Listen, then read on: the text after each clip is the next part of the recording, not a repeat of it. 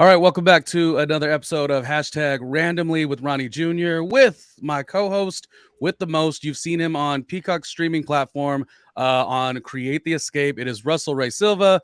Russell Ray, how are you feeling about this week's episode of Real Housewives of Miami, which also does happen to stream on the Peacock streaming platform? You know what? Considering it's cuffing season, there's not much cuffing going on the Real Housewives of Miami this No. episode. Not at all. So there's so much to get into in this episode. It's crazy. I'm ready. 1 to 10, what do you rate this? Because I feel like sometimes people get online, and I really don't try to follow Twitter or Instagram that much, but it is nice to see some of the funny memes. I feel maybe not with this franchise, but with others too. If there's not like this big epic fight, which there was one, and the girls kind of get along or have each other's back, people seem to feel that that's not eventful. But I rated a good 8.5 or 9 with room to grow. What would you rate the episode? I was gonna say a 7.5, but like there's plenty of time and space to go up. But I think just at where we're at right now, we're right at about a 7 because we're still waiting on some details, and that's what would push it to 10. So the fact that we're lacking some storyline and some details is the only reason why I give it a 7.5 as of right now in episode 6. I think because the ending ended so good, and I'm not talking about Alexia and Julia, the ending with Lisa and Marisol, and we'll get to that. Because that was so good and so like almost hard to watch, like very breaking the fourth wall, which a lot of Bravo or reality TV fans in general like. I think you could have added a couple more goofy. This could have been the episode where in the middle or off the top, you could have added more goofy Kiki moments, or Larsa could have talked about like, I don't know, I feel like I'm Beyonce. We needed more fun playfulness. Even Dr. Nicole would have been nice. And that was the only thing I think we were missing. There was really no girls' time on this episode in the Keys. Like you had your moment at dinner, but there was not really a moment where you just see them all enjoying themselves like you would normally see on either the Beverly Hills Housewives or Atlanta Housewives. You don't see, there's no dancing going on. There's no just like good vibes where everyone just kind of drops what's going on at the moment. And I get it. This episode was focused a lot on Lisa and Lenny, and we'll get into that. But I really wish I would have seen, even after Lisa left, I really wish I would have seen a moment where all of the women went ahead and had like just girl time, just straight good girl time, good vibes, having just a blast around the pool with their own music, just like having their own vibes. So that was a bit of a letdown, but I feel there's like no lack of storyline there. I feel like the pinata moment was supposed to maybe be it, but it was nice because it kept us wanting for a little bit more. And maybe as critical as I just stated all that I just talked about here, maybe it is a little hard to kind of keep the seriousness of them having Lisa's back and then just all of a sudden playing around like nothing mattered. Maybe it would have went too far off. So anyways, these are just hypotheticals that we're throwing out here today. Russell, I'm excited about this episode. This is episode number 6. Before we do anything, what do you feel about a segment at the end of our recap? This is what I'm thinking. Who deserves a mojito? Okay, so in the Housewives world, I know we get a lot of fans that love our show because of just what we do, but also not all of them are like Housewives fans. So what this means is who deserves a mojito is these particular cast members, Marisol, Kiki, and Adriana are all part-timers. So they are on the show, but they don't necessarily get, the paycheck, I guess, of a full-timer. So we're going to do at the end of the episode here, who deserves a mojito. And, you can just give your opinion, throw it in the comments and kind of see what's what. And I know you wanted to talk about something really quickly. Go. You take it away. This week, the Housewives of New Jersey dropped their trailer. Housewives of New Jersey will be airing February 17th. Ronnie, what are you thinking? Like, look at this photo. Look how glamorous all these women look. And we have 2 new cast members. What was your thoughts on this trailer? Well, I'm gonna go all the way from like not back in the day, but I'm gonna go to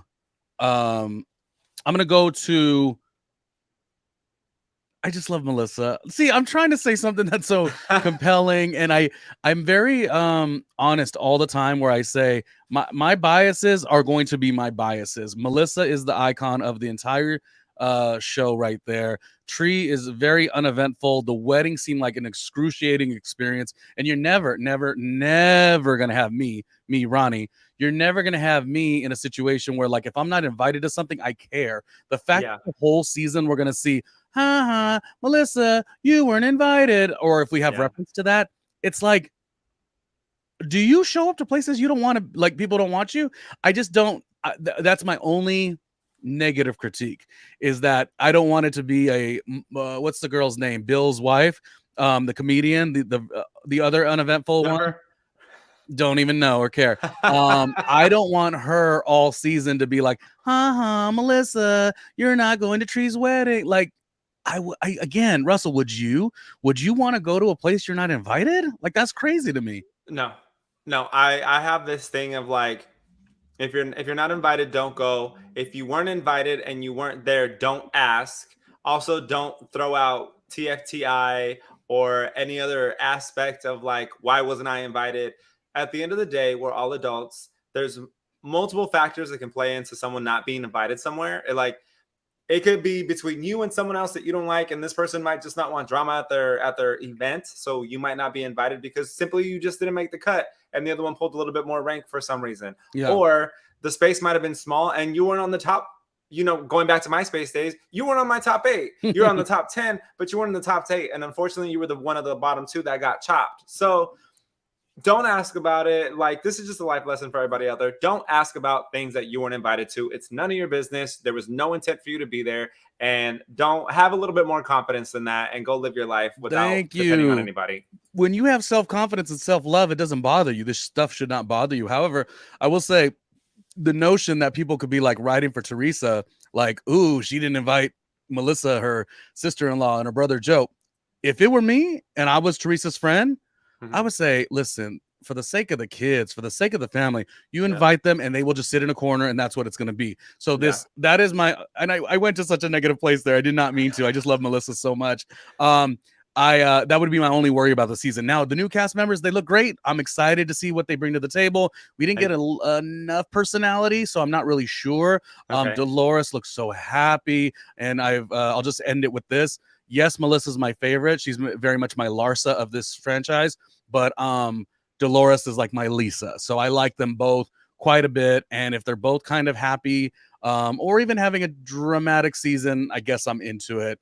And the picture you were noting before we started the episode here, it looks almost Miami vibes, kind of with the colors and the lighting and stuff of that nature. Is this a new era or new chapter of Housewives? Maybe. I think this is a new era of Housewives, just because we went from 2K, the year 2K, right? We went from silver and platinum. That was very much the thing. Now we're rolling into the 2020s, and now the pandemic is kind of slowing down. So now we're getting all these pop of colors. And as you noticed in the Real Housewives of Miami, like, they had a whole lot of pop of color.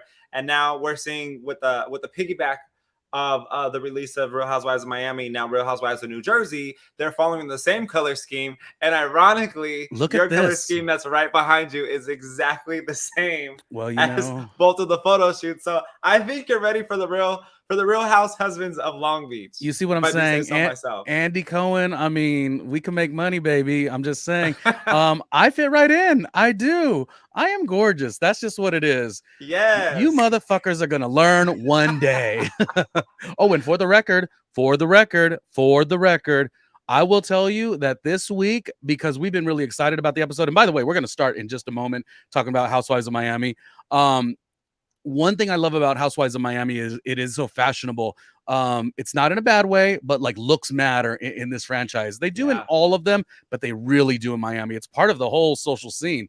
Well, because of it, and I love myself and my voluptuous body too, but because of it, Russell and myself went to the gym. He goes all the time. We went to the gym this week. So we were out there. We were looking for Lenny. We were like, Lenny, I don't know how you could lose all that weight. There's something funny about the way you lost that weight, but hey, but that was great. That was a great experience. Thank you for taking me and teaching me to get back in the gym. You may have been working hard, Russell. You might have. I was just looking at all the beautiful eye candy. I Look, was. Is that why you go to the gym every day? look, it's sweatpants season, so It I was. mean, Oh man, not the gray look, sweatpants, if you don't Russell. like a trunk, you like a frunk. So Yeah, like it's just great for everybody across the board this time of year, men and women and non-binary. Like it's the season for everybody to be jolly. we for real got to get our head out of the gutter. It started as like I'm gonna go to the gym and be fit. No, but it was really good, and I feel like the week has really got me excited about it. So by us now doing Real Housewives of Miami every week and kind of like channeling in on your inner Larsa, I feel like my weeks have been changing, man. I'm really hyped now. So No, honestly, like this has been so refreshing to just get back into it. Like again, everybody was trying to find their place like post-pandemic and like coming out of it, like, what do I fit in mhm. now? I've changed so much and I've grown differently in ways that I wasn't expecting. And so the fact that you and I are here together talking about the Real Housewives of Miami, one of our favorite franchises, and a Latina-based cast is like Yes. such a moment for me. Like it just means so much to me. And I'm actually glad that you asked me to be a part of this. Absolutely. And again, just as a reference, if you want to show support, and I know we're gonna get to it in a moment, we're gonna get to Miami. We're gonna talk about The Lisa, people are waiting. Larsa, Kiki. I'm sorry. I just want to tell you, if you ever wanted to support and make it rain for Ronnie, it's patreon.com/randomlyRJ Jr. You know, we're enjoying creating content, but at the same time, if you want to show love and help out, that way, maybe I get a new hat, maybe I get a new t-shirt, I mean, I look fly already, but let's just do what it do. Real quickly, our last shout out is to RHOM.peacock. They are a Instagram. I mean, the leading Instagram handle for all things Miami. They're not affiliated with Peacock per se, but they're very good with their content, and they were so nice to actually stay in touch with us, and they Instagram posted a video of us talking about them on our previous episode. So we have had a really good time with all that. Russell, I think we got to get started because it's time to get busy with this episode. But also, This just quick. Hold on, just quick. If you guys haven't followed myself or Ronnie, go ahead and follow us. But if you haven't followed RHOM.peacock on Instagram, like follow them. You can find the direct link to our shows as they've reposted it, and they have the link to swipe up, and you can click on us and come right here. And you don't even have to do much of the groundwork. We already did it. We already did it for you. So just go there, and you can always find the link on either one of our profiles. Yeah, and we always say that both myself and Russell always say we're not in this to like compete with anyone else. Like if you like the show, you like the show. I don't give a care Yes. if like 15 people are recapping it. I don't care if Marisol herself is recapping it. Kiki's recapping it. It's just a community. This is a very fun show. It's the winter season, so it's kind of nice to see the warmth because a lot of times in your day to day, because it is winter, it's not really that warm. So this is a nice little trip down memory lane of the summer and a great group of cast members. So this episode is season 5, episode 6, Dumped and Dumbfounded. So they're in Key West, and it goes into detail about Lenny leaving for that younger woman. They're also celebrating the birthday of Alexia, and then Julia has an issue that comes up. We'll talk about in detail in a second. And Lisa also panics, rightfully so, upon a situation with Lenny and the girlfriend and her kids. So a tough ending. But where do you want to start, Russell? I mean, let's start right at the top where they Lisa just dropped the bomb that there was another woman that's involved in a marriage, and Lenny had been dating someone. And let me tell you, these women, when news is given to them, just like any other Hispanic woman, they just, or any other Hispanic just in general, like the mood is like everybody jumps on it. Like everybody attacked the problem, including like just wanted to jump down Lenny's throat. And Alexia was already talking about this. This is how you got to pull her hair and pull her wig out. But what surprised me is that Katharina, the woman that Lenny is seeing, actually follows Lisa. So Lisa had mentioned this when she was on Watch What Happens Live with Andy Cohen. She mentioned that they were part of the same social circles, and I was a little bit skeptic about it just because, like we always want someone in our corner when we go through an event like this. So when we say like, we were friends, we might have not exactly been friends, but we might have been around the same 10, 15 people, but we never might have interacted. We might just have a same interlinking circle like that collide, you know? So the fact that she follows Lisa almost bothered me because when Lisa called her, she tried to play dumb when she asked her why you're dating my when Lisa asked Katharina, why are you dating my husband? It the girl tried to play it off as nothing was happening, but Lenny has already confessed to it. Um, how do you think to this point that Lisa is handling the situation? Because I think she's doing the best that she can, and I don't think she's doing a bad job. I think she's just lost at where to go because her world is crumbling. Well, yeah, she made the mention. I mean, I'm still in love with him at this moment, which was so touching and so true. Even Yeah, though that person will put you through all this mess, that still is the father of her kids. She didn't see her life going this way. yeah. And I think there's going to be a lot of um, big emotions on both sides. Like it'll be one Mhm, second she's going to, really, really rage out because she's hurt so much.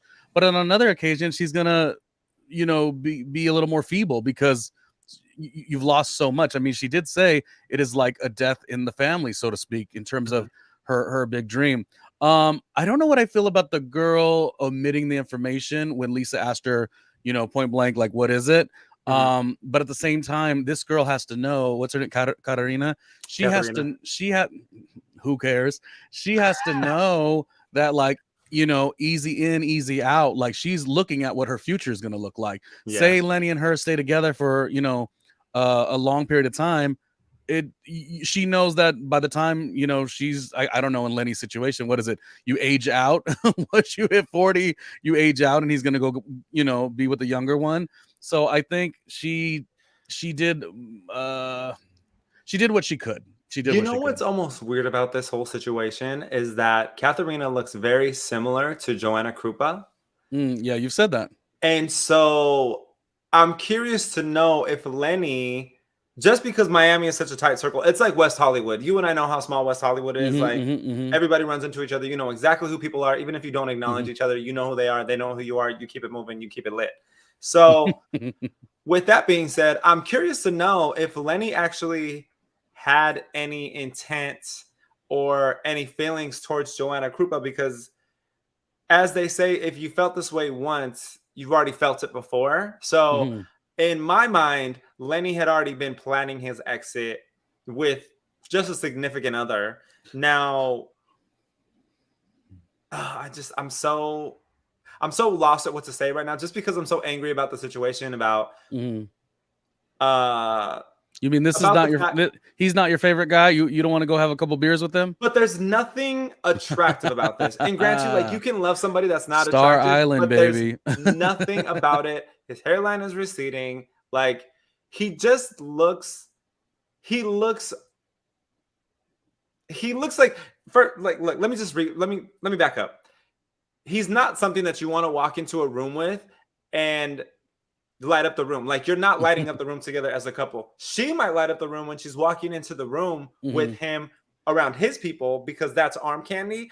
But he's doing absolutely nothing for her as they walk into a room together. There's no complementary symmetry going on there as a couple. And so I don't see an excitement or anything welcoming or warm coming from that relationship as they're now entering this new era of social lighting in Miami. There's just nothing oh wow about it. There's nothing going on versus Lisa and her new friend, we're gonna say, because she hasn't confirmed it. Neither one of them have confirmed it on Instagram. I've been watching. Um, they complement each other, and when they walk into a room together, it's walking in as a power couple and as equals, but dominating in their own ways. And I don't see the equivalence for Lenny, so I think definitely Lenny's taking the loss on this because Lisa is something to be proud of and about as you walk into a room together. But Katharina has her own thing going for her. But again, like she's so much younger than Lisa. So it's really more of this the insecurities, the insecurity is present as those two walk into the room. Like, there's insecurities about maybe where Katharina's career is going. So that's why she's leaning into Lenny because she's getting this press now. we're talking about her, everybody's talking about her, and Lenny is now quote unquote upgrading in his mind into his friends. You know, maybe this girl has not had work done, as Lisa has been open about, and about her work, and saying that Lenny was Lenny's greatest creation. There's just a lot of different factors going on here, but again, I don't see anything exciting about Lenny and this new girl walking into a room together versus how I see Lisa and her new boo walking in. I just worry that like production next season will say, "Oh, Katarina, let's get your side of the story." Like, I just don't know that I want that. So that's my one thing. My question that I always ask, like, put it in the comments. Do you want Katarina and Lenny to show their side of the story next season? I don't. And then another thing you mentioned, you're saying Katarina was in Lisa's circle to some degree. So are you saying, as much as we're going to blame Lenny because Lenny is ultimately responsible for this, are you saying that she's also to blame because there are people that move and shake in those ways and want to hover up under you? You know, and she didn't have a lot of in this episode, as my darling Larsa, but I do love the way Larsa goes, "Oh my God, is she a groupie? Maybe she wants to have sex with you too," or something like that. Larsa goes right to like exactly what she's you know, it's almost like playful, but it was like super supportive. And why I'm laughing about that kind of off weird humor comment is that it made it sound like Larsa saying, "Oh, was she somebody who's always been trying to hover up under you anyway? And the only way she did it was through the husband." It could have been something like that too. I mean, that's a whole nother thing. And I'm not trying to forgive Lenny, but like, you know, you talk about us, you know, being gay males, and you know the way dating goes in our community or whatever the case. It's like people will hover up under somebody for something, and it's just like, you know, you want to blame the Lenny in the situation. You definitely shouldn't blame yourself because it's Lenny's whack ass that made this decision. But there are maneuverers. Yes, and very strategic. Karina, she may have been trying to do something there. So, I mean, it only opened my eyes to a brief moment when Larsa made that silly comment. And I just love the way that all the girls, specifically Larsa, were so supportive of her. Alexia was, got to get that photo off there. Alexia was so, you know, she'll fight anybody, you know, when push come to shove. Gertie was big energy. Dr. Nicole was coming in with the like legal analysis, even though she doesn't have legal analysis. And I loved it. I mean, I just hope that people liked watching Housewives franchises that are like this. That's a version of drama too. I think I'm running out of. I just enjoyed it, and it felt real, and it really did make you feel like, oh man, there's not a time in your life that you have not went through situations that are similar, maybe not as big, and there's not a time in your life that your friends haven't either. So that's why I felt like it was very connecting, you know? Let me ask you one final question in this whole situation. What would be your moves right now in the situation that Lisa's in?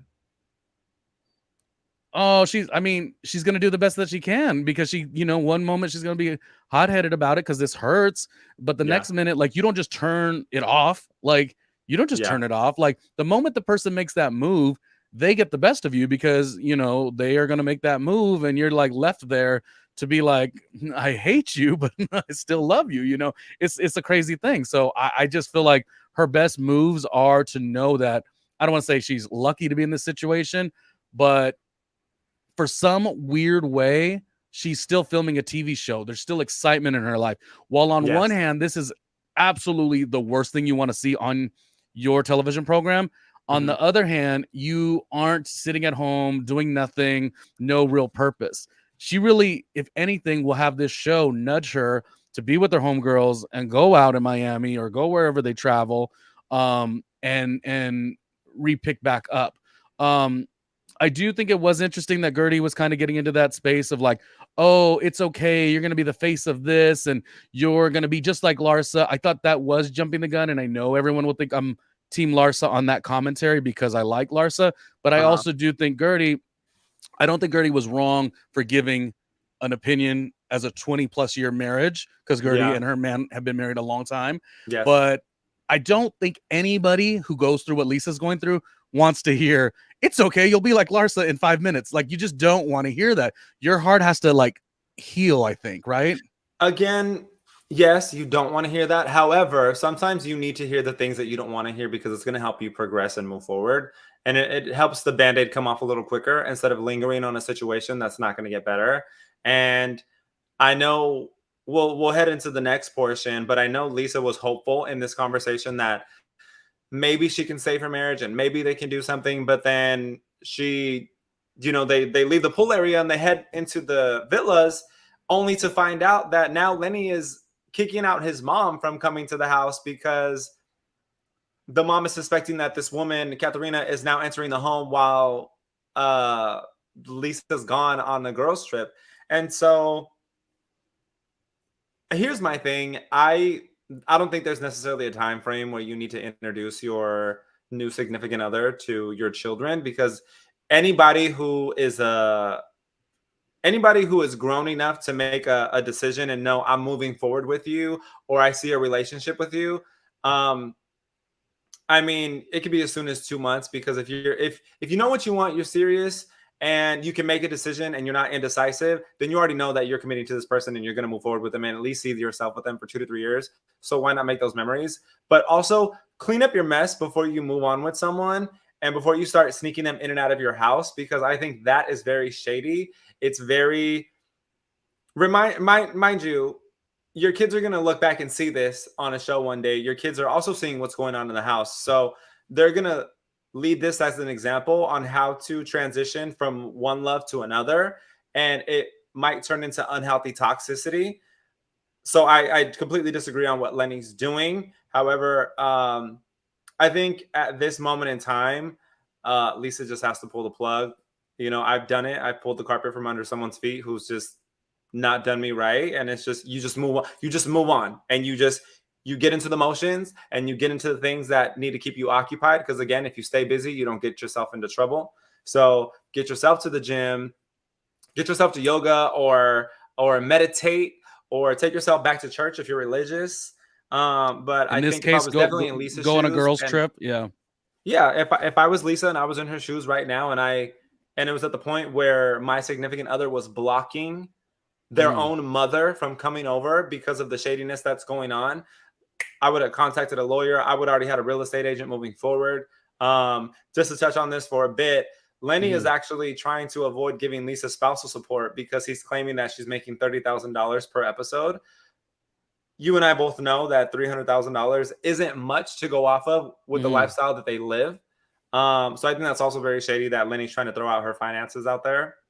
We know plastic surgeons make a lot of money. Yeah. But no one's thrown a dollar figure on him. So the fact that he's actually thrown that out there to public opinion and scrutiny, like, I digress, because I'm done with Lenny. Is there any way, if we wanted to, for shits and giggles, wanted to see Lenny's side, like, is there any way, like, is there any redeeming, maybe he, like, why is he being so rude to her? Like, Again, I need to know what the why is. Like, had you said, this is what I want, this is what I need, this is what I require to, to his wife, Lisa, and she, in his mind, maybe, I'm just theorizing here, putting out this idea, like, was it, you're not the same wife that I married? Maybe he liked her a little bit under his, the parties that he liked, I think Marisol made a comment about that. Those parties were for Lisa to throw, for him to enjoy. And something about, like, oh, now who do you think you are? You're a star of a damn TV show. You're making your own money.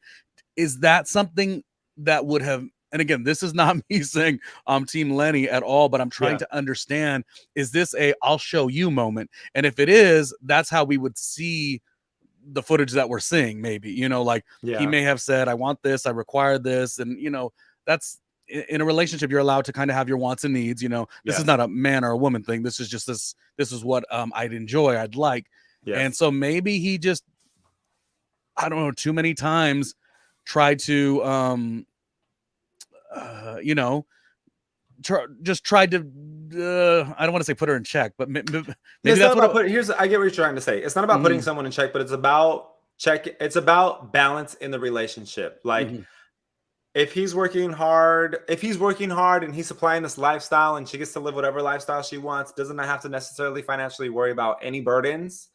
But if he felt that he was being disregarded or ignored, or, you know, romantically, there was just nothing going on there, and he's brought it to her attention, then the warning signs were there. And all we can do as individuals is really put ourselves out there and say, hey, I feel like I'm not wanted by you. I feel like I'm not, you know, you're not putting the effort that I'm putting into this relationship.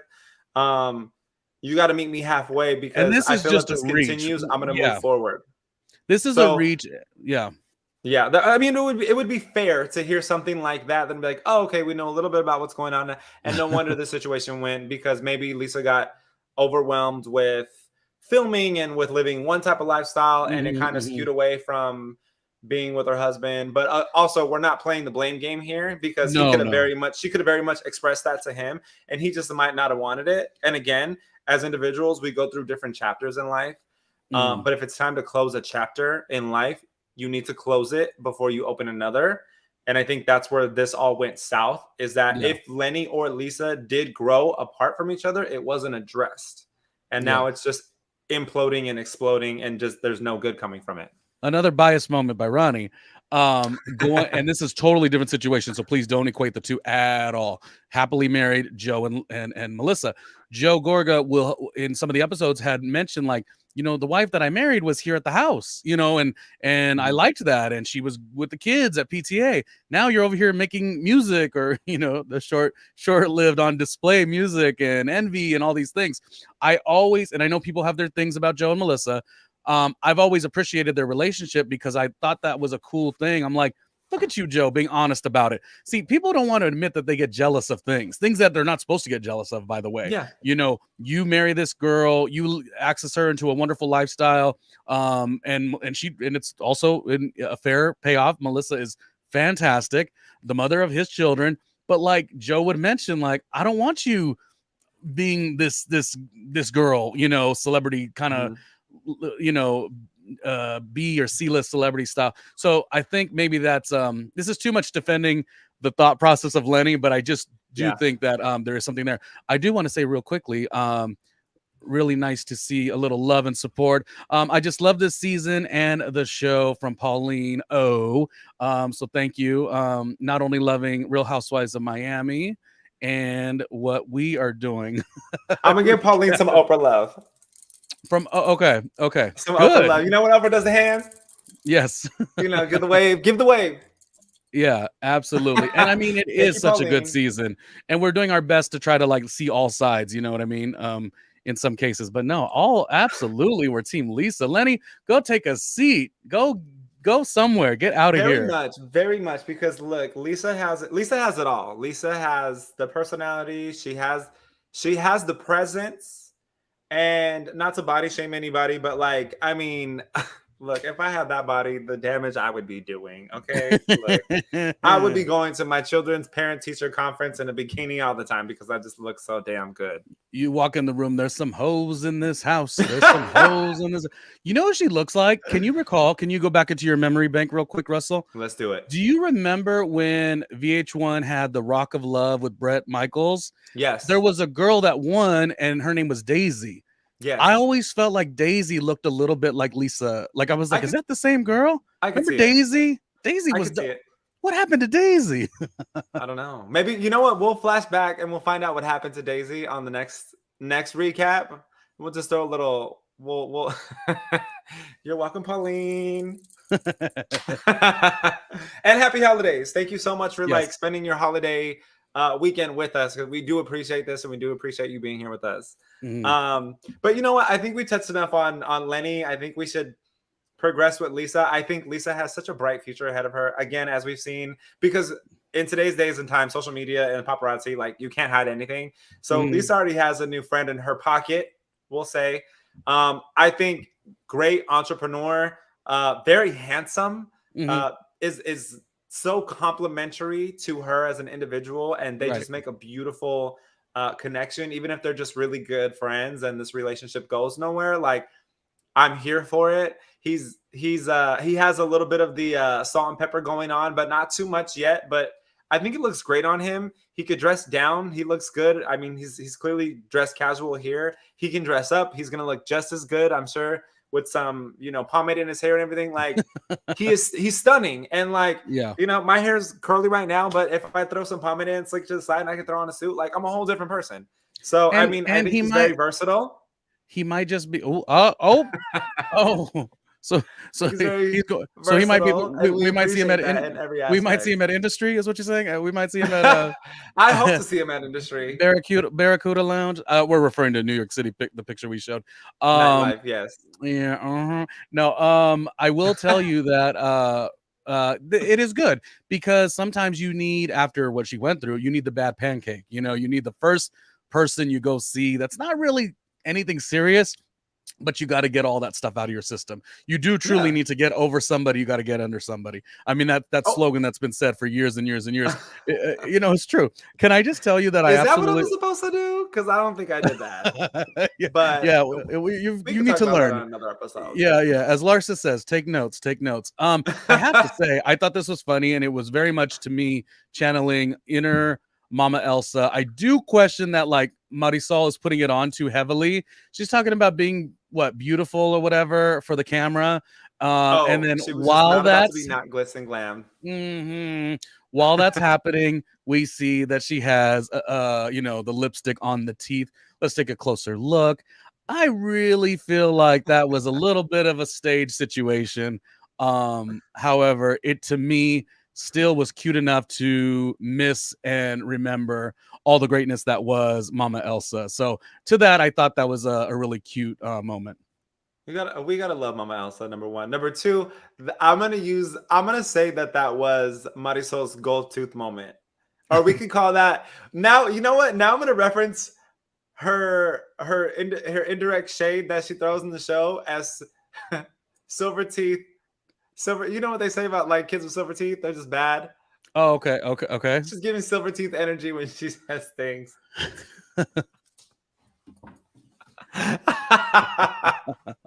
That's her silver teeth moment. Okay. Yeah. And look, I have been hearing a little bit of chatter that, like, oh, Marisol shtick and the alcohol and she loves her cocktails. Like, it is a shtick, but like, I think she's playing her position, and we'll talk about this a little bit more, and not in a bad way, playing her position. I'm not diminishing, but like, she is playing her position. She is a little bit of comic relief. She is, adding it a little extra, and that was totally not happenstance. That was totally put on. Like, I'm going to talk about beauty, but then you're going to get a shot of me with my teeth with lipstick on it. I mean, we just know that was the truth. But to that's great. And again, as a tease that we are going to do a little bit later, we are going to take a look at who deserves a mojito, who of the part-time housewives would be a good fit as a full-time. Obviously, Adriana and Marisol have been full-time, and then Kiki is just giving us all kinds of joy. So Kiki said in the episode, do you think Lenny cheats? And she says, well, yeah, he has a big head, and I just feel like that type of head is the type of, he's got a certain look that he's a cheater. It was so funny. She's so funny. People were saying, and again, I don't want to reference too many things that we see on Twitter. I try to not go on Twitter until we do our show. I try to not watch other recaps, which they're fantastic. I love them all, but I try not to do it until after our show. But I did hear something along the lines of Kiki is giving a little bit of Mary Cosby. Mary Cosby, of course, was Real Housewives of Salt Lake City. She's not on anymore, but where they just say the nuttiest things, but it's very just who they are. So Kiki's pretty cool too, and that was a very funny comment. Before we get off of all of this, I just want to talk about one more little thing in terms of being so supportive of Lisa as they all kind of assembled, and F Lenny is what it basically came down to. Yeah, I really love the way Alexia was like, oh no, there's no other bitch, I'm the only bitch. Yes, she just really snapped into high gear. And Alexia, we'll talk about some of her comments later in the episode, but she's exactly who we've been saying she is. We said she has a little bit of a Teresa side. Now, I don't like Teresa. I love Alexia. I don't love Teresa on the show. I love Alexia, but Alexia also will say anything. She does not care. She does not overthink it. She does not worry about what goes on Twitter. Sorry, I'm getting all excited about. Oh, sorry. You caught me mid-drink from my gallon. This Stay particular hydrated so that you're not thirsty, everybody. there it is. Oh, well, I will tell you real quick. We have a couple comments here. Love Joe's honesty. Oh, Joe. Yeah, Joe and Melissa. Yes. Yes. Joe says, I mean, it's not maybe the right thing a man should say to a woman, to his wife, but it is him saying, I really liked when you were closer to home. This is hard for me to see you be such a celebrity, even if it's just a B or C or D list Again, celebrity. Yeah, it's he's just honesty. explaining that he's having again, and we don't want to shade anybody, but he's just explaining, as you and I understand, that he's just trying to navigate it because like he doesn't know how to fit the pieces with this newfound stardom and fans and Yeah. everything that comes at it full force, because it's being a celebrity is a full-time job. Yeah. You and I know that. Well, well, you gotta you gotta where's be ready when you walk out the door, because you don't know somebody's sitting in your front yard trying to take pictures of you in their car yeah, no lipstick at on the the teeth. gym. I will say real quickly Speaking of, though, coming from a straight male perspective, Jesse writes, "Bye, Lenny." So yes. it's pretty dominant that even it's not just the girls that are saying it. Jesse, of course, somebody I've worked in radio with for 100 years. So thank you for the comments. I know that Housewives is not necessarily everyone's brand, but I like to think that we do this show fun enough, goofy enough, to the point where you still get some joy from the episode. Okay, where do you want to shift to next? As the gals are in Key West and it's Alexia's birthday, what's the next thing we're going to cover here? Since we're on Marisol, I want to talk about Marisol's games. Okay, sometimes there's a time and a place to play games, but you also got to pick and choose who you're playing these games with, because you don't know how they're going to react. So how did you feel about this tabletop game that they went into, which ultimately led to a disagreement in between Adriana and Alexia? Adriana, I'm sorry, Alexia and Julia. Wow. I think it got Dr. Nicole excited. She's like, we did this last year. I don't want that again. It was fine. This is, again, you are put on the show. You didn't get a full-time position. Maybe you're sad about it. We don't know, but you make it count. And that is what Marisol is doing. She's making these moments count. So, yeah, on one hand, you have to create a scene. You get paid to make a scene. So that's what she's doing. So I don't fault her at all, actually. No. And you know what? Gosh, how do I address this? I have family members who push the envelope too far, and you're like, why would you say something so stupid like that? Mm-hmm. I do have those family members. Not in my immediate family, but like, some of the outskirts. And they stay on the outskirts. Not invited in. No. So, but I think we can all have fun with each other and be light on it. You know what I mean? However, yeah, I mean, even Marisol mentioned her mugshot, back when she got arrested in 2010. Oh, right. She did. And it was, matter of fact, I have it up right now. So everybody can see it. I don't know if the lighting's too bad. We get it. Yeah. There it is. Go. Yeah. So, but I mean, we all have a past. There's nothing to be ashamed of. We all make our mistakes and we navigate from them. Can they be sore spots if someone else brings them up? Yes. So we need to learn how to swallow our egos. And I think that's what happened at the table, is maybe egos got a little played. And it could very much have been produced when Alexia made the comment towards Julia, when they mentioned, for lack of a better word, they said hooker, which we understand is escorting or sex work. And again, we're in the time and age now where there's nothing to be ashamed of. Mm-hmm. We have OnlyFans, which is prospering. It's saturated. Yeah. With just different content creators. Still work. Yeah, it's still work. And then here's the other thing: act like it's not prominent.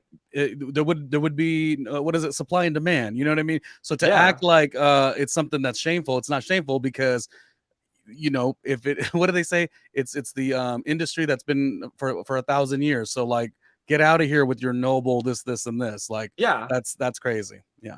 So I think it could have very much well been produced, just prolonging it and stretching it out. But I mean, in my mind, like there's a few things you don't talk about. You don't talk about people's children. You don't really talk about people's finances, and then you don't talk about people's culture, heritage, or ethnicity. Mm, Like it is very much okay for you and I to talk about our own cultures and bring it up, and you know, like Mexicans are like soda packs. We travel in 6 packs. Like oh, you know, like it's yeah, like that's we could talk about that, but like don't bring in someone else's ethnicity or race because you don't know the hurts. And as we've seen over other Housewives franchises, saying things that can seem to be anti-Semitic or saying things that can be microaggressions, just yeah. like leave it alone. Don't bring it up. Like they're sure Alexia feels some type of way because Lenny is Russian, and Mm, maybe in regards to what's going on right now overseas and in the war and everything. But at the end of the day, do not attack somebody or make a comment that can be a microaggression towards their race and really offend them, because mhm. we've learned in today's days and times, like we're just a generation that's not going to stand for it, and we're going to jump down your throat. I feel like what I love about Alexia is she, as we stated on many episodes here, she's gonna say anything.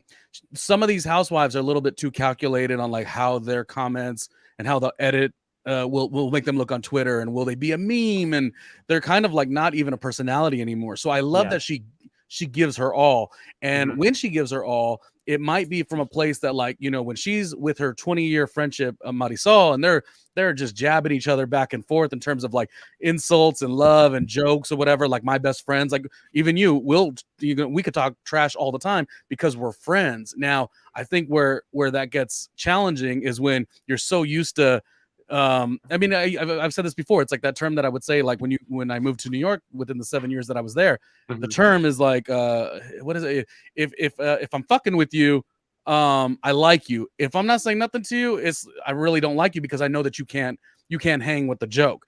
I think Yeah. that Alexia is in all within her availability to make those comments, but I Mhm. do think she has to have a little bit of knowledge for how that could make somebody else feel, like how that could make Julia feel in Yeah. that situation.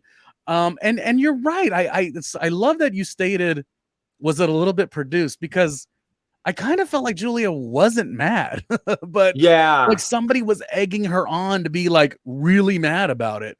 Um, it felt like it was a scene, but it wasn't like she was mad about it. She was more mad that Martina, her wife, had to stay at home for dinner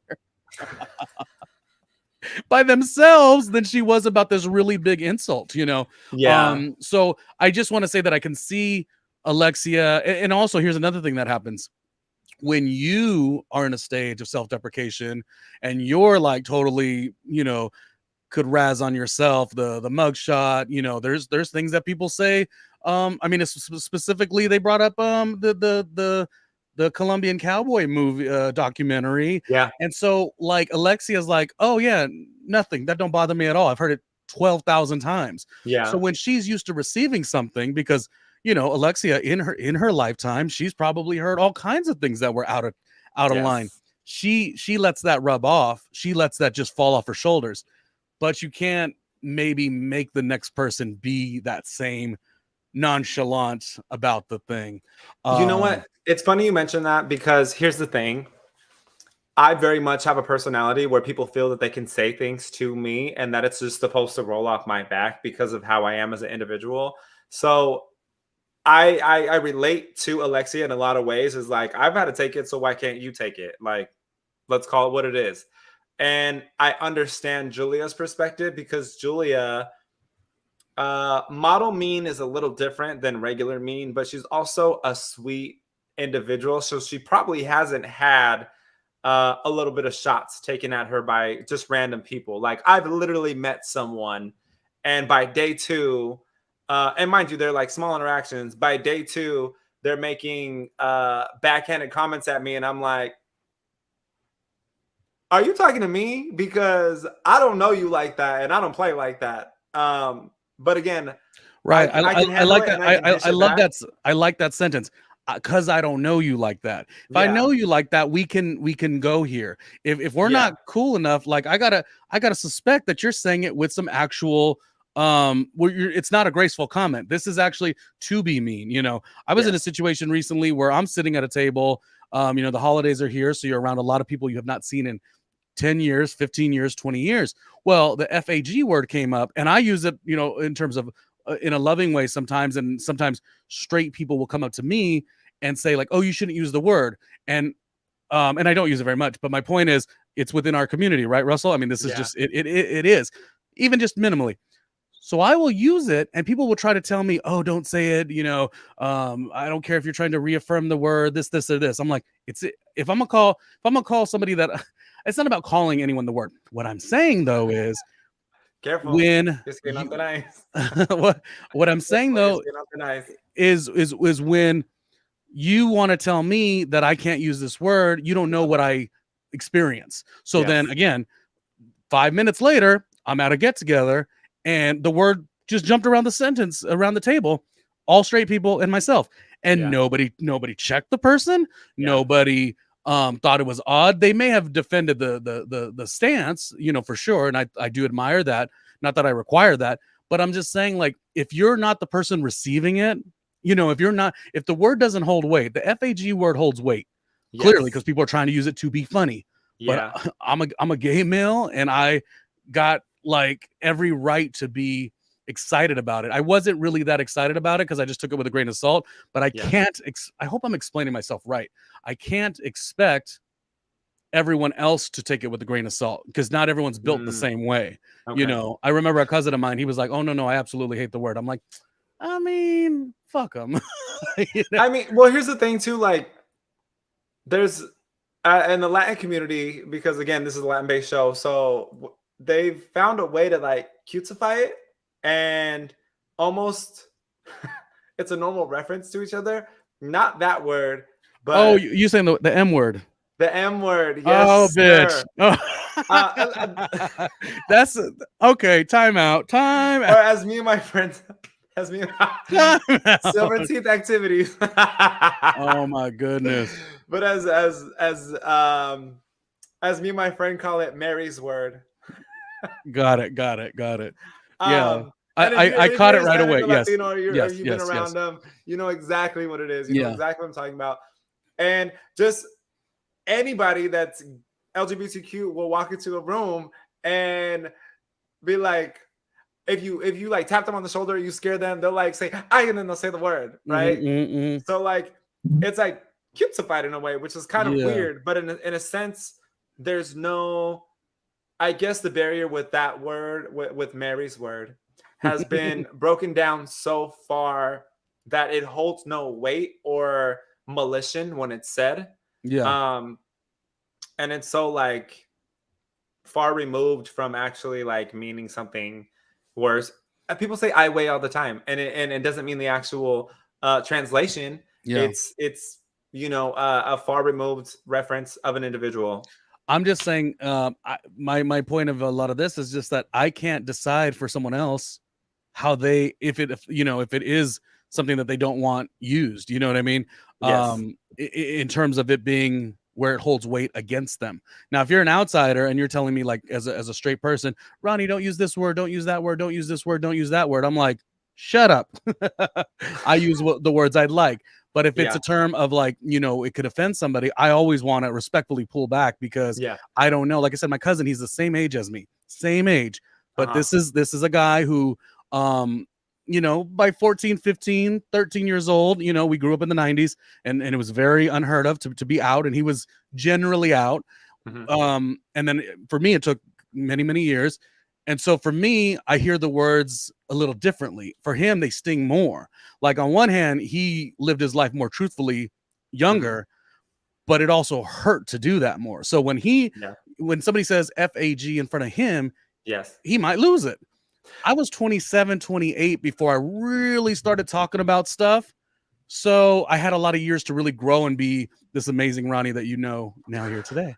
I'm not gonna lie, I might lose it if someone calls me that, because you know what I mean? Like, you just live your life, and there's like fuck that keeps flying around here. You know what I got to tell you? I think we should maybe even table this because we're using a lot of examples for as reference to the show. But I think Yes, it's such a good conversation and it's a healthy conversation. We're trying to do it the right way. We're trying to really make sure we articulate. being mindful. Um, Yes. I think you and I could potentially do stuff of this nature, like where we even have a bigger panel because it is such a thing on Patreon or something of that nature.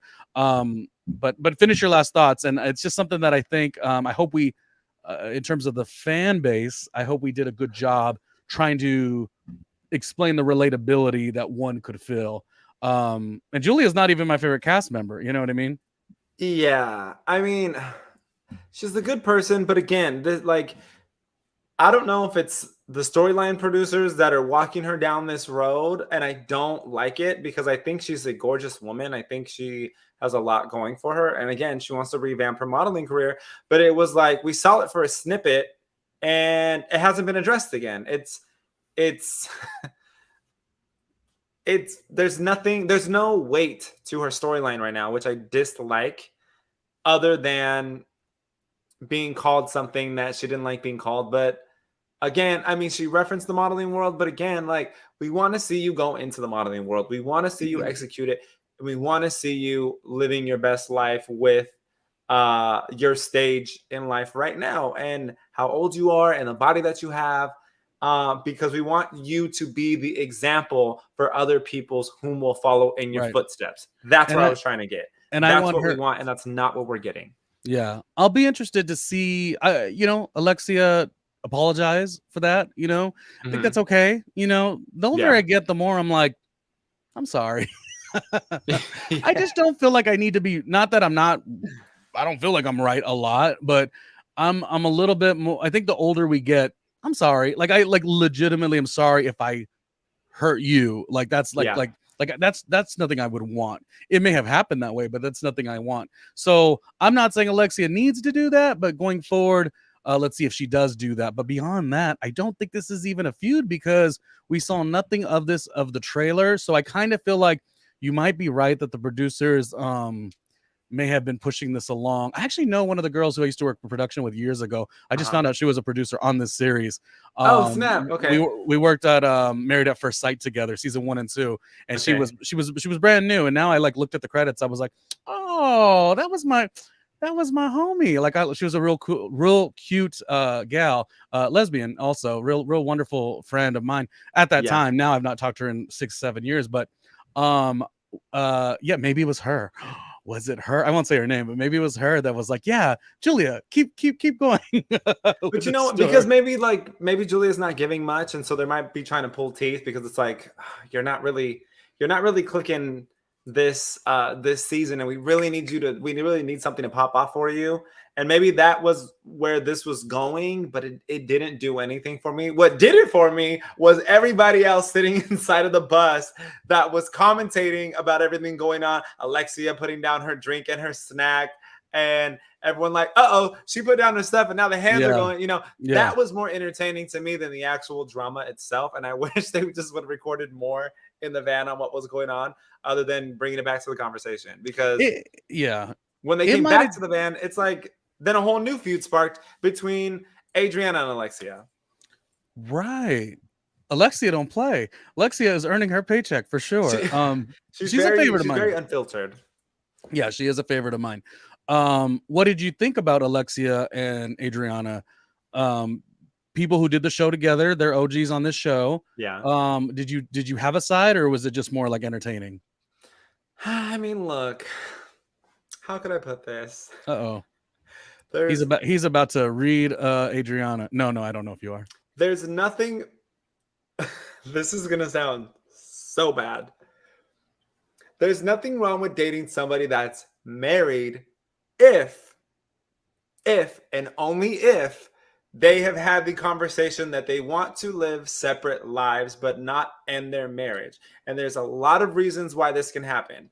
This can happen because they have assets that are tied into each other and there was no prenup because they had their things and they invested together before everything was split. And so they've mutually decided that everything will go to their children and they don't want any ifs, ands, or buts or any outsiders, outside relationships interfering in that when somebody dies. As long as that conversation has happened, then yes, I think it's okay to date while you're married, because there's a mutual understanding there. That's like, you and I are locked in this together because this is what we said we would do. We have kids together, and nobody from the outside world and who we bring into our lives is going to come in and ruin this. Because at the end of the day, if you have my best interest at heart, I have your best interest at heart, and I don't want anything from you, I don't need anything from you, our agreement works, and everything is going to go to the kids, then yes, I think that works. So I don't think there's anything wrong with Adriana bringing somebody who's married, because we don't know that backstory. And the reason I bring this up is because I've known of people who've gone about this, because it's like, I trust you and I trust your intention, because you and I have such a history together. We could have been together for 20 years and decided, you know what, this isn't working out. I love you. I'm not in love with you. And so I think that's a healthy place to be. So someone knocking that, like Alexia, it's just out of left field, and it's unnecessary. I mean, I get it. You want to bring it up because it's for the show and it's entertaining. But yes, I would really like to know everybody in the comments thoughts on this. Is it okay to date if you're separated and still married because you've agreed to keep your assets tied together and you have no ill intention towards the other person, and you're on your great page and you can just function together? Or do you feel like, cut the ties? Absolutely, I'm not dating anybody that's married. I don't want to get involved in their mess. It's very messy, and I don't know where I'm going to lie, and I want to marry this person if I'm going to be dating them? Or are you on the other side where it's like, I'm okay not being married because I'm also divorced and I don't want to go through that again. If I want to walk away, I want to walk away, take my stuff with me, have no questions. So please let me know where you stand, because I think where I stand on this is, as long as you have some sort of communication and you have a healthy relationship with the other individual, any one of those three options is great for me. Either be divorced, never get married again. You can be married and dating someone, and you and your friend, or you and your ex-significant other have filed separately and file your taxes separately, but you're still married, but you're filing separately. That is fine. I think that's fine. We're in a world where everything is progressed now. We're seeing young women now dating men who are bisexual, when that was never the case. When I was in high school, it was like, oh, you've touched another man, I'm not going to touch you, because I think that's completely disgusting. And I think it's great, because we're all learning that your definition of what my relationship should be doesn't matter, because it works for me. It doesn't have to work for you, and yours might not work for me. So again, I want to hear everybody's opinions on this, just because I think at the end of the day, this will help others navigate as they come across our page and as they come across this episode. It's like, maybe I don't have to get married, or maybe I can stay married to my significant other and we can just live our separate lives. Do it their own way. Yeah. Love them.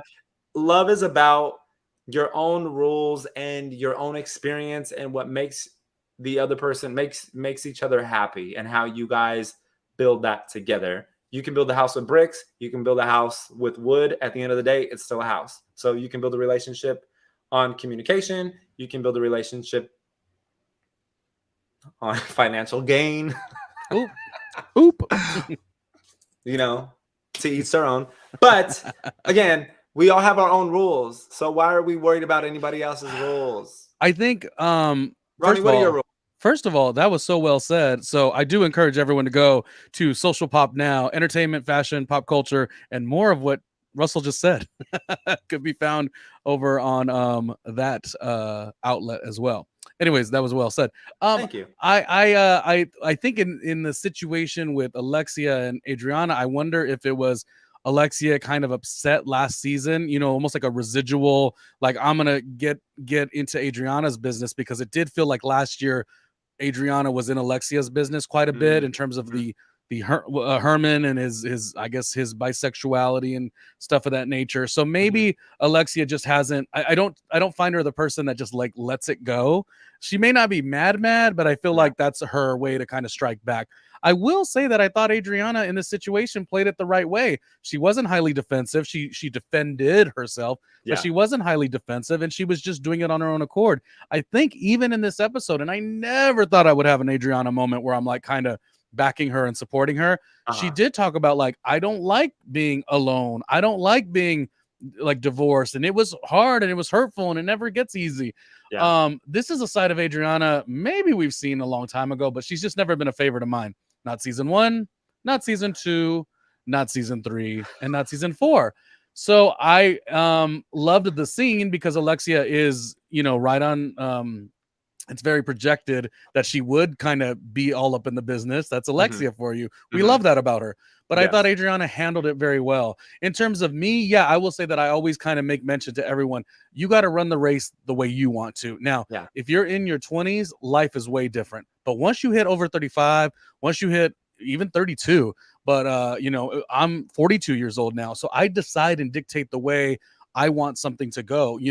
If marriage is important to me, then of course I will put that in action. If I'm totally fine just being single, and then somebody comes along that's magic and we just want to date for 10 years, I don't think you need to tell me I need to be in a white picket fence and have 2 kids and a dog and a 2-car garage. I think I could decide what to do with it. I do find it fascinating. More people are writing their own stories.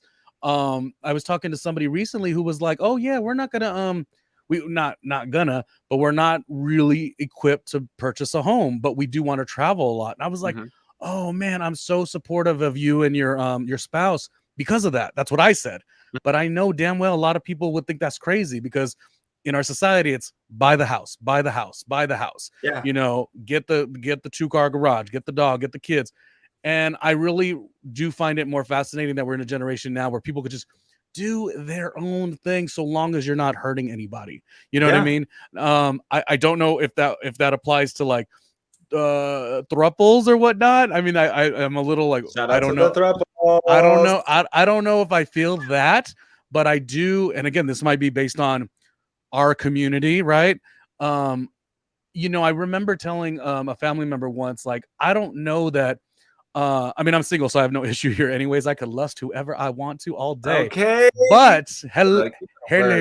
But my point is that I remember telling a family member, like, oh, what is your stance on somebody cheating? What is this? Is there like an automatic divorce? And I feel like cheating is just sex.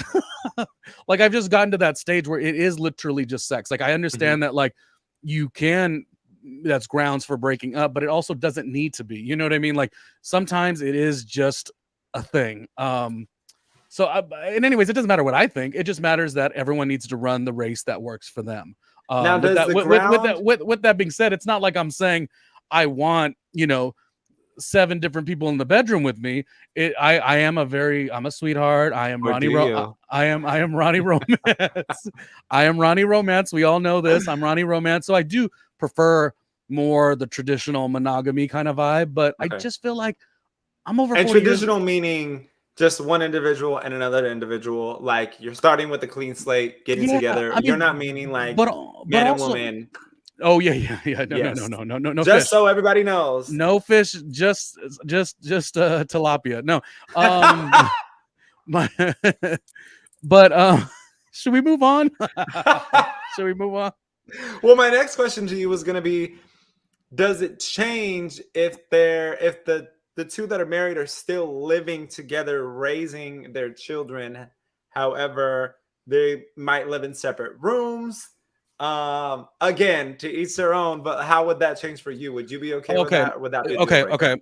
To each their own, right? Boom, get it out there. To each their own. Because we don't know the history on Adriana's date, or number 2 date, right? This is the number 2 date that we're thinking is married. So we're just trying to play the scenario. So what would be your stance on that? To each their own, but if we're referencing him, well, no, we won't reference him. We'll just general. I do not think there is ever a reason, and I'm going to break a lot of people's hearts in this regard, for you, let's say like the guy and who he was married to stay in the same house for the sake of the children. It may seem, and again, you could be like, Ronnie, shut up. You don't have kids. You don't know what it's like. Okay. But to me, no, break it off. You go your way. He goes his way. You know what I mean? Like that kind of a thing. I just don't ever feel like forcing this nucleus of a family. And again, the white picket fence, the 2-car garage is ever more valuable than, I guess you would say, like toxic energy in the house. And maybe there's a way to do it where, yes, you go stay in the guest room. And why are you laughing? Am I No, too no, far no. off on that? I'm Because gonna I'm real tell you my passionate opinion about that. after this. So go Yeah, ahead. no. I mean, I just have I mean, you've seen it 1,000 times, and maybe you do see it more with like straight couples. They really fight for it. They fight for it. They fight for Yeah. it. I'm doing it for Yeah. my kids. I'm like, but do you love the man anymore? Yeah. No, I don't. But for the sake of my family, you might be hurting the family further Yes. by forcing yourself to be in this scenario that is not healthy. You're teaching indirectly your kids what they're willing to accept, even if they're not treated well. That's another thing, and that's Yeah. not even exclusive to the your daughters or your sons, because we all date differently. Yes. So you just sometimes have to be willing to say, I'm going to pull the plug on this. I'm going to strike out on my own. And I think you give yourself another opportunity to find someone great out there. The reality is there's so many great people that you could be dating and moving on with, but you want to stay tethered to that one situation for the sake of the family. Don't feel bad about that. I mean, I guess I don't know who I'm talking to specifically when it comes to that, Yeah. but that's what I answered with your question. Okay. I mean, we can table this. I would play devil's advocate and be like, there's so much love for the individuals that it's like, I love you, I just don't want to be with you. I respect you, I just don't want to be with you. And if I had $100 million and me and my significant other had 2 little ones, and there was enough space for all of us to bring our significant other and live in the house and have our own quarters, like by all means, because I think that's so healthy for children to see unconditional love. We always talk about unconditional love and then we throw these rules on it. Like we can't do this and we can't do that. But unconditional love is really, if you actually love somebody and you truly go into a marriage or you go into a relationship wholeheartedly, you should be able to remove yourself and still love that person unconditionally, even if you don't want to be with them sexually, if you don't want to be with them romantically, if you don't want to be with them physically, you can still have all the I have 2 exes that I have all the love in the world for that I don't want to be with. But I wouldn't be opposed to going on vacation together as a couples trip, because it's like, we've been there, we've done that. I reach out to their significant others to let them know, like, hey, I'm not interested in your person. Not that we have that conversation, but it's like, look, I'm interested in also getting to know you. I'm not being shady and just reaching out and talking to this person, but like, I genuinely have so much love for this person and we just connect so well. We just didn't work as a couple. And I would really like to get to know you, and I would like to go hang out with you, even if my ex isn't around. Like, you and me, let's go mess up the town. You know what I mean? I'm not against it, because I feel like I go into relationships unconditionally. One thing I think you're also, it should be added to that is, in terms of you specifically, you're very mature with the like nipping it in the bud immediately. So yes, if you nip it in the bud immediately, you can keep that going. But if you tail it out and it never really, I don't know. Yeah. I mean, you prove a point. I mean, you're not wrong. But we'll touch on because I want to wrap this conversation up, but we'll touch on Lenny and his significant other and Lisa for a second. I think what you're piggybacking off of what you're saying, I think maybe Lenny didn't end it with Lisa because he wanted to see how far he can push it with Katharina. And I think he's very lonely as an individual. And when you're a lonely individual, if you can't be by yourself, you constantly need somebody by your side. So what you're doing is throwing out the line and the bait to see if this new relationship will hook. If it doesn't hook and it phases off and you were wrong, then you cling back to what's familiar and what you already know. So he only jumped to that boat when it was for sure. Like, he kind of said, even if it was in the back of his mind, surely she's not going to still be into me, knowing that I'm like dumping my wife for her, because the slogan is you keep them, you get them how you keep them how you get them, or whatever. You know what I'm talking about. Yes. My mom has always said you will the person will always be the same way to how you found them or how you met them. So if they're in the bar, they're always going to be in the bar. If they're scouting out other individuals, they're always going to be scouting out other individuals. So Lenny was doing this thing where, I mean, according to what you're saying, if she wasn't she wasn't distraught by it, it didn't bother her, he was like, okay, well then let's go here now. But Yeah. he was kind of monitoring it and seeing like a lot of other women would be like, oh, I mean, you were fun and but I'm not jumping in the middle of the house, you know. I'm not a Yes. home wrecker. And I'm Yes. not calling her a home wrecker per se. This is a Lenny situation. She Yes. is the other woman, and that is bad, but Yes. the home wrecker is the man in this situation, you Yes. know, the cheater. The cheatee is totally should look after the other, you know, the parties involved, but that's not really their fault. So yeah, that's what he did. That might have been what he did. Yes. And I He very tested much his think so. waters. Yes. And I'm Yeah. gonna have a Tyra Banks moment for a second, and I'm Uh-oh. just gonna say, I wish she just would have walked away. Because she's used to say that on her talk show, and I wish Katharina would have walked away. And I wish Lenny would have just confronted the situation and said, I'm not in love with you anymore. I want to move on. But again, those who are not comfortable with themselves cling to an outside source to get them through their next moment. And I really feel like if Katharina would have walked away, Lenny would have clung back to Lisa, and it would have been holy matrimony again until he would have found somebody Until else. the next one. So it was inevitable. All I say is, Yes. ooh. Silver Tooth Chronicles activities. You know, they can't all be perfect like our guy Anthony. Oh Oh man. God. Dr. Just Nicole, you better oh, be just doing it to him all the time. look, and doing it and doing it and doing it well. It is unexplainable, but I know that I and you are not the only one who sees it. And I Yes. know that it's not just because of the jet or the good job or the home. But also, here's the thing. You ever be dirt poor broke? The best of your personality just goes away.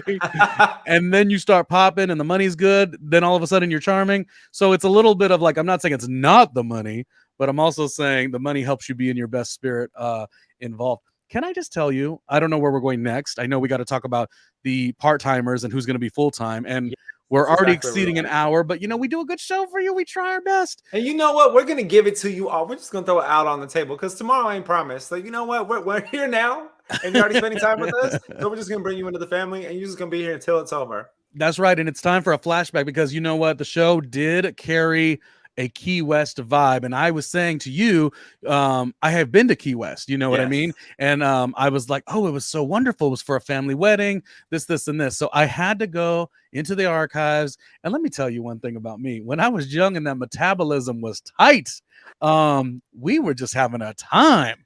So Yes. there's a couple photos here. And you know, when you gain a little extra weight, you're not going to be wearing no pink shirt. You're not going to be telling the world, come look at this pink shirt. But I just, you know, in the words of Wendy Williams, I was dipping and doing.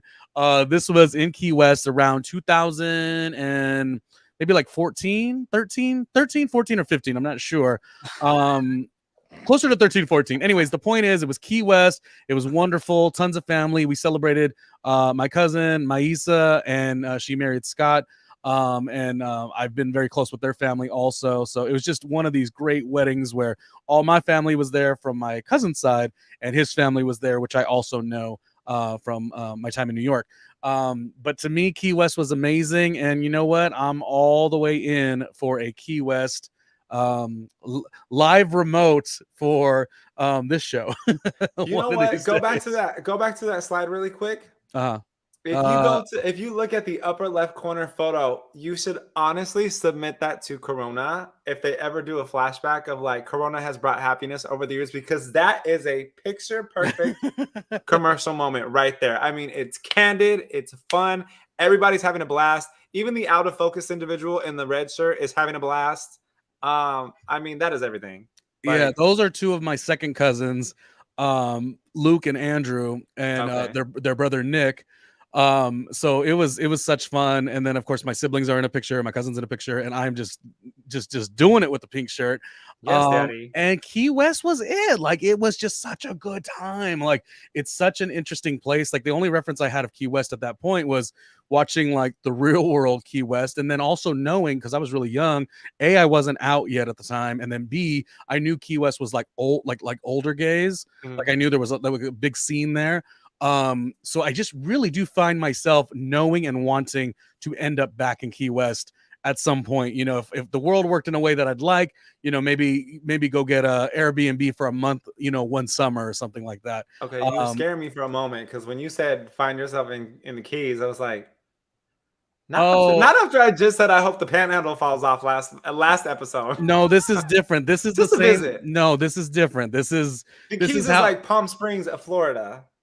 Do I have this correct? With water. Oh gosh, I don't really know. Well, I know that it's about, you're talking about distance, or you're talking about like cultural. I'm talking about like culture and. Listen, I'm not putting Old Gay, Palm Springs. I'm not putting any words of mine next to Florida. I will say Miami gonna be the hot spot. I can't say everything about Key West, but Key West is it. Key West is, from what I know, it is lots of old gays, but also just a cool neighborhood for everybody.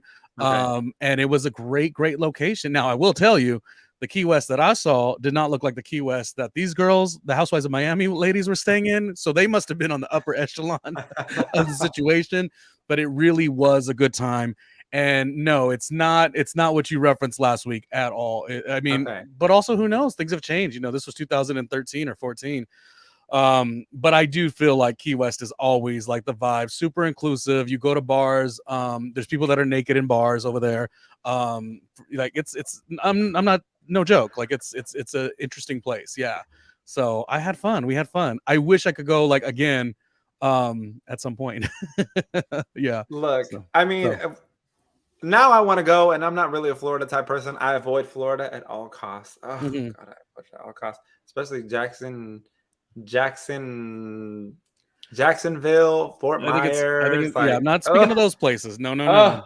God, I'm not talking about those places at all. Baby, take me out. I don't want to go. If I gotta go, I don't want to go. No. Okay, I don't ever want to go there. I don't ever want to be there. You can come attack me in the comments. I don't want to go. You see, I go to places where they look like this. Yes. This, and this. Oh my God, I wish I could wear one of those outfits. Look, if my pecs were just like right and tight, I would be wearing one of them outfits. Okay, but like actually, spinning off of that photo, I think there could potentially be room for another cast member. So let's get to it. Let's talk about it. Go ahead. Oh, is it that time? It's that time. It's that time to put up the panel and judge everybody on who should have been more.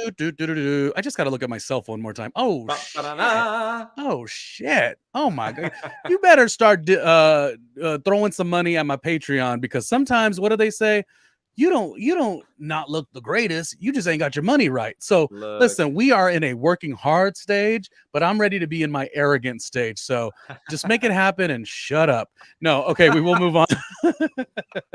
we will move on. So this is the big question of today.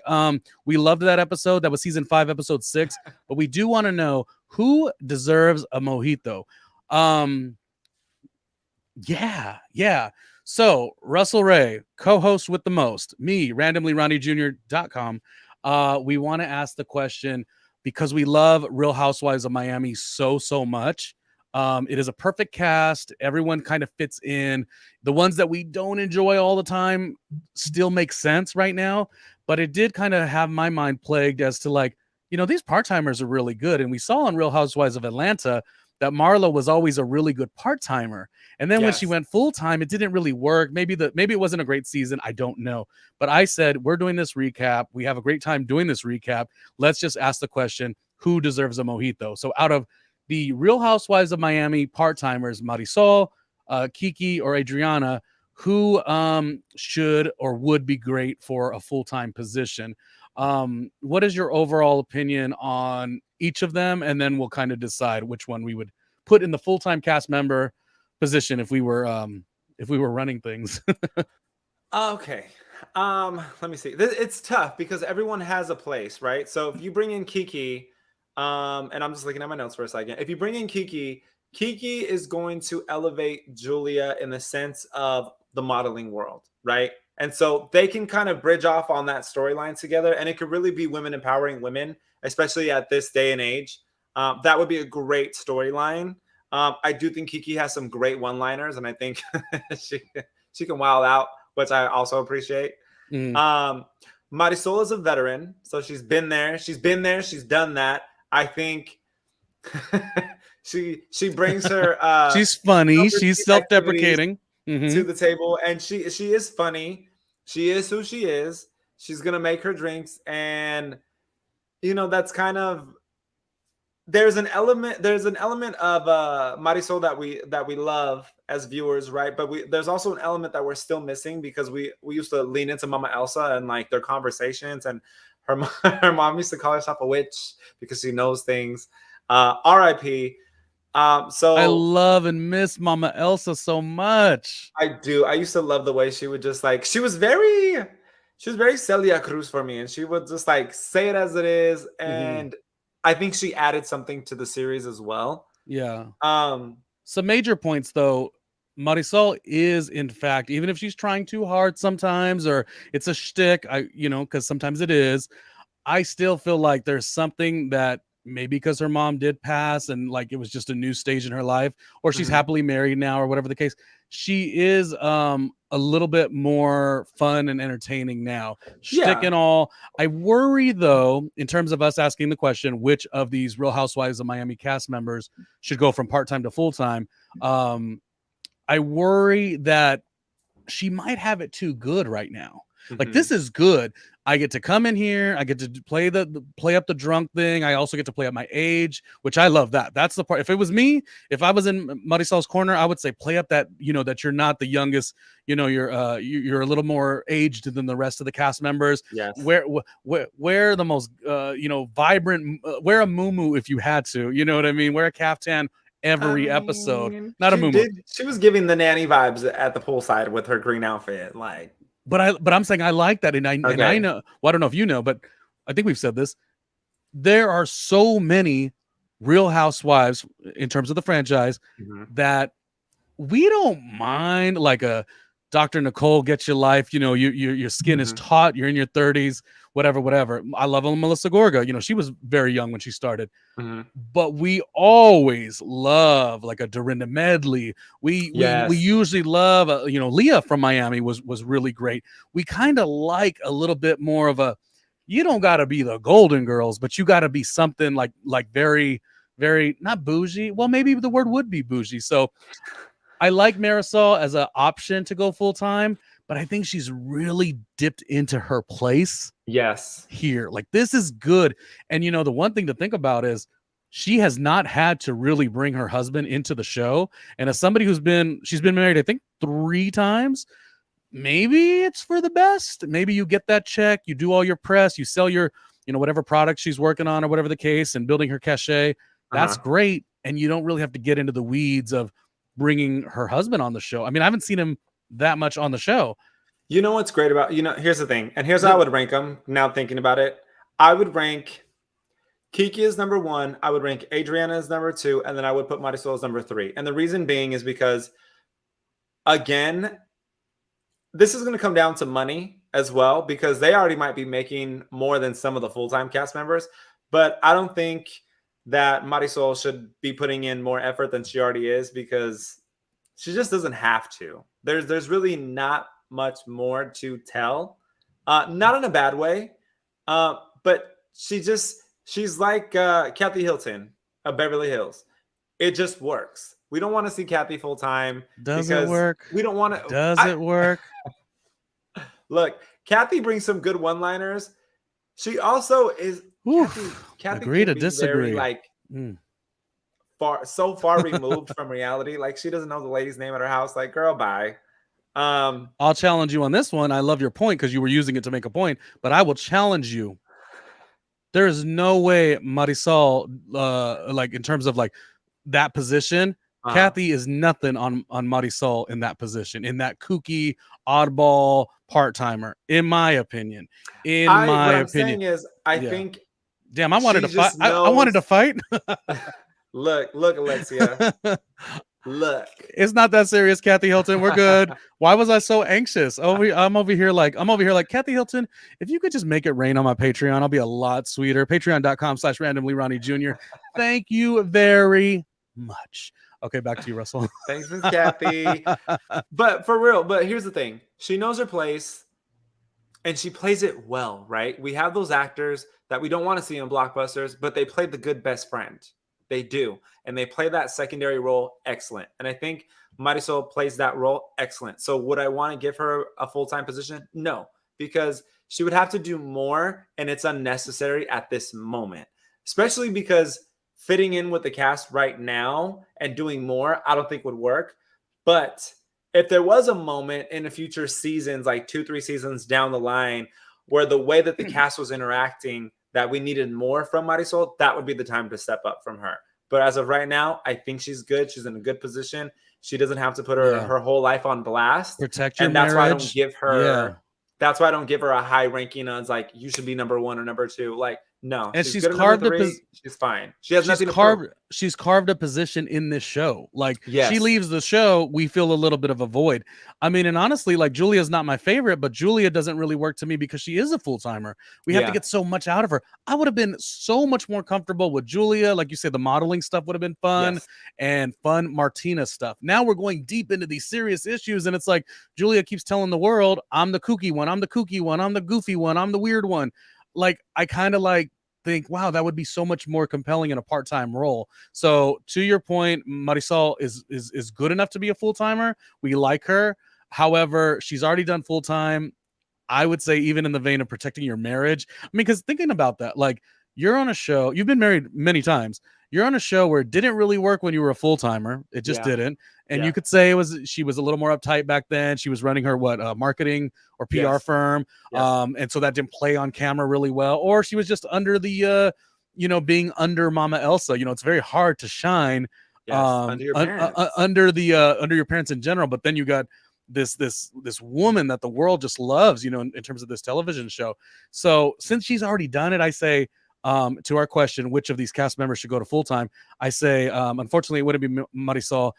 Adriana never does enough for me. I'm interested to see, this storyline of her being lonely and like having a hard time dating. And it's not that she has a hard time dating. She's a beautiful woman. Let's just be clear about that. I give her a hard time. She's not one of my favorites. Season 1, season 2, season 3, or season 4. However, I am really interested in her kind of slowing her roll and saying, like, I mean, it's interesting to me because Miami is like this fashion and this sexy city, and she's gorgeous. She speaks 5 languages. She does, she does the music.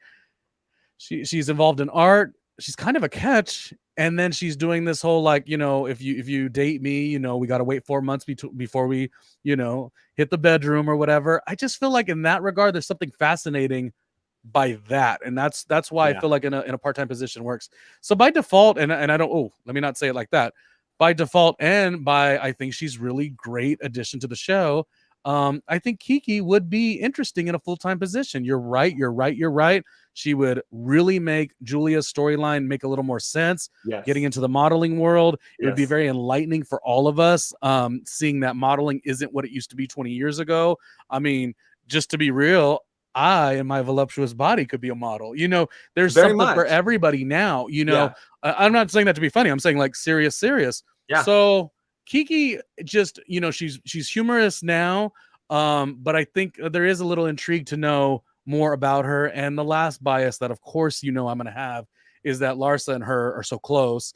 At least that's what they say on the show, that I would love to kind of see where that goes. And it's not a cast that needs to be shooken up by any means, but this is just a question that we had. I think Kiki takes the number 1 spot because she has something to add. There's something about her that we don't know yet that we want to find out. And I think she's fun. She's entertaining.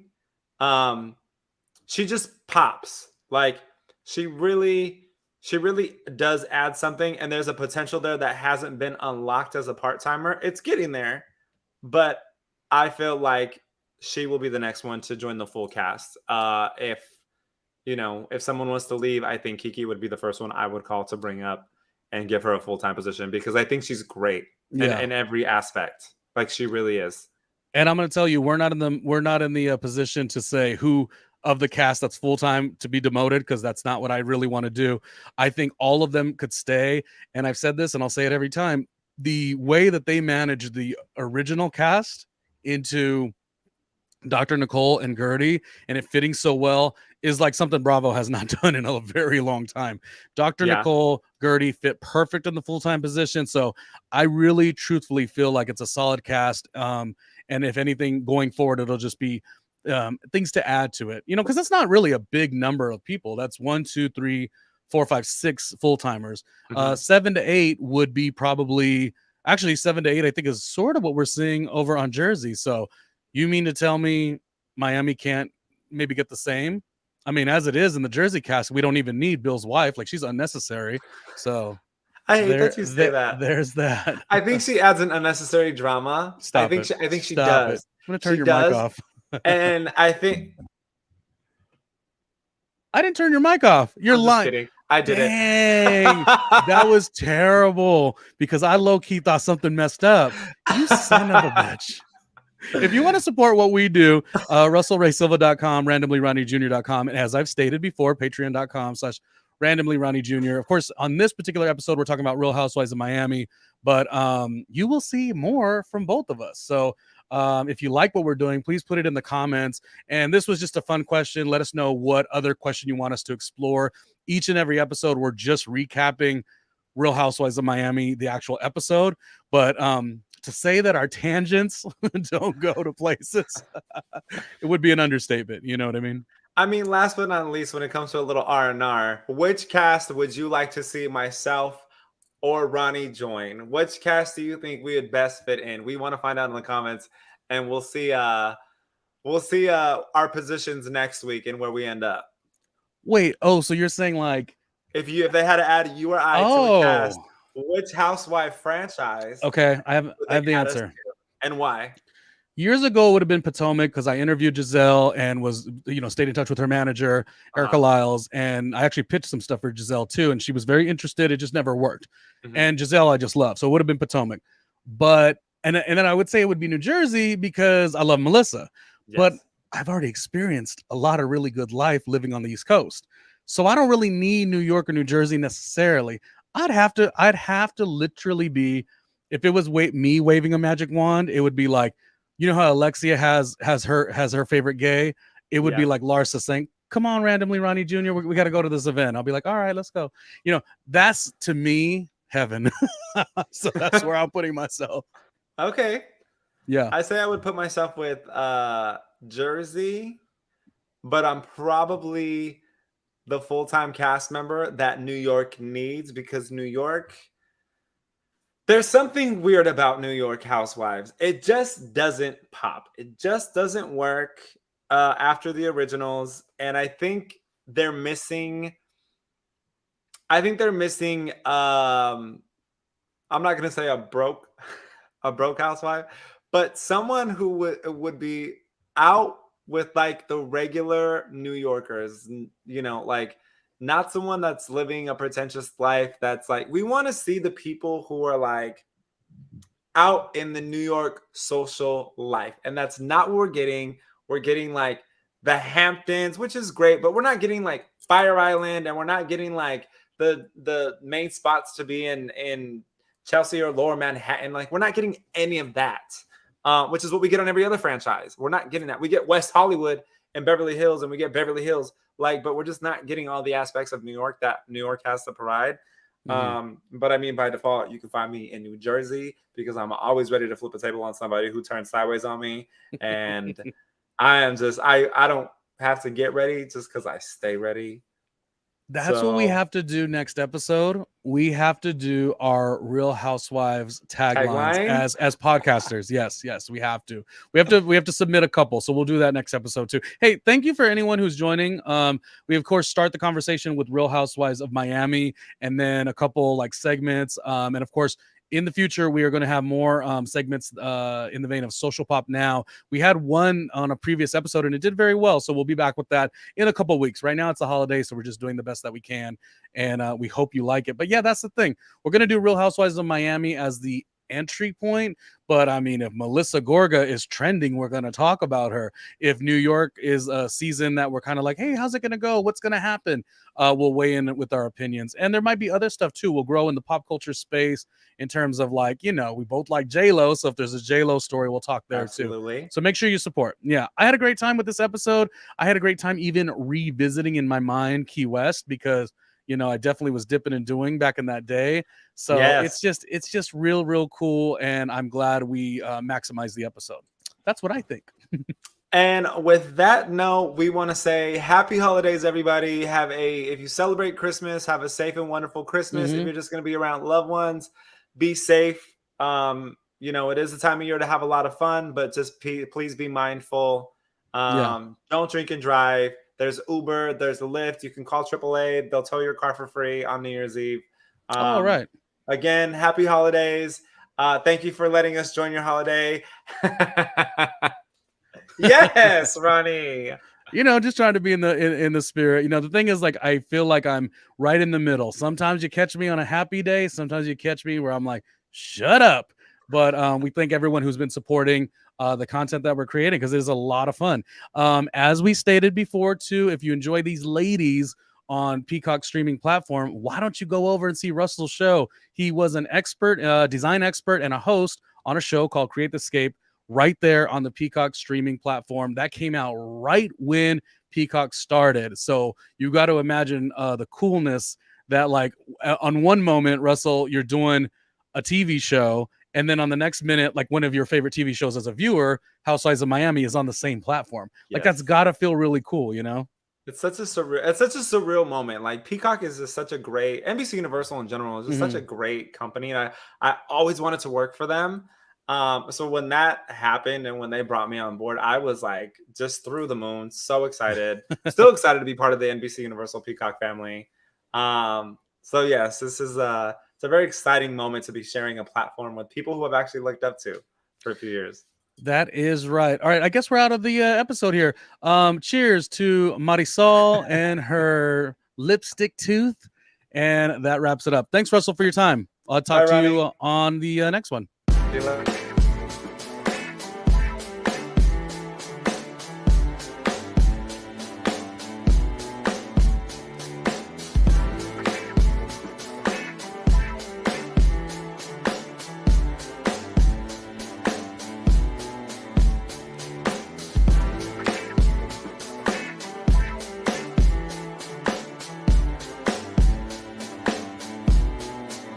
Hey, Ronnie Jr.